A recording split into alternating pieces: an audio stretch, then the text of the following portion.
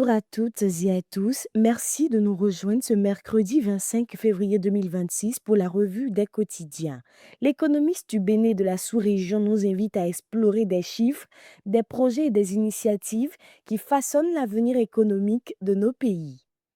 Pour ce numéro, l'économiste du Bénin souligne qu'à l'heure des projections 2026-2028, la performance des entreprises publiques ne se limite plus à la croissance des chiffres, mais repose sur leur capacité à réduire la dépendance budgétaire. Le rapport 2025 de la gouvernance des entreprises publiques au Bénin révèle une hausse notable du chiffre d'affaires et des résultats nets en 2024, avec des perspectives favorables jusqu'en 2028.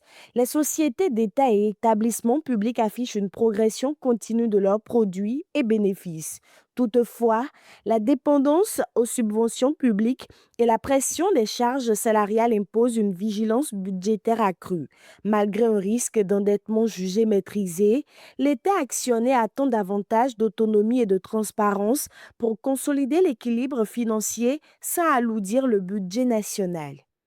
Toujours dans le journal de l'économiste du Bénin, l'éducation nutritionnelle devient un enjeu économique et social. En France, l'Assemblée nationale a adopté une proposition de loi portée par Olivia Grégoire pour expérimenter l'éducation à l'alimentation à l'école pendant 3 ans. Le test prévoit des séances annuelles obligatoires du primaire au lycée professionnel afin de promouvoir le bien manger face à la progression du surpoids. Si l'initiative vise une approche préventive, des critiques soulignent l'absence de mesures sociales fortes et le financement privé. La réforme s'inspire d'expériences réussies comme celle du Bénin en matière de nutrition scolaire.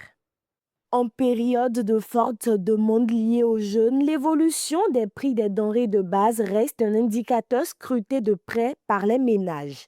Selon l'économiste du Niger, le Ramadan 2026 au Niger s'ouvre sur une légère hausse hebdomadaire des prix des céréales selon le système d'information sur les marchés agricoles. Le mil et le sorgho progressent de 1%, tandis que le maïs augmente de 3%. À Niamey, le sac de 100 kg de mil se vend entre 19 000 et 21 000 francs CFA, alors que le riz demeure stable autour de 11 219 francs CFA les 25 kg. Toutefois, en comparaison annuelle, les prix du mil et du sorgho affichent une baisse significative de plus de 30%, rendant le panier de la ménagère nettement moins coûteux qu'en 2025. Avec l'économiste du Togo, la manchette est consacrée à l'expansion de l'économie nationale malgré les contraintes de l'environnement international. Au Togo, le PIB réel a progressé de 6,3% au troisième trimestre 2025, d'après l'Institut national de la statistique et des études économiques et démographiques. Cette croissance est principalement portée par le secteur secondaire, stimulé par la construction et les industries extractives ainsi que par le tertiaire, notamment les transports et les télécommunications. En dépit de quelques contre-performances sectorielles, l'économie togolaise maintient une dynamique de croissance diversifiée.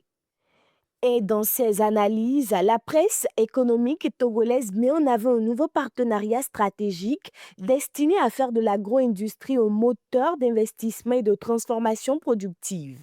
Le Togo et le Brésil ont signé à Lomé un accord avec l'Institut Daniel Franco pour établir un marché commun agroalimentaire.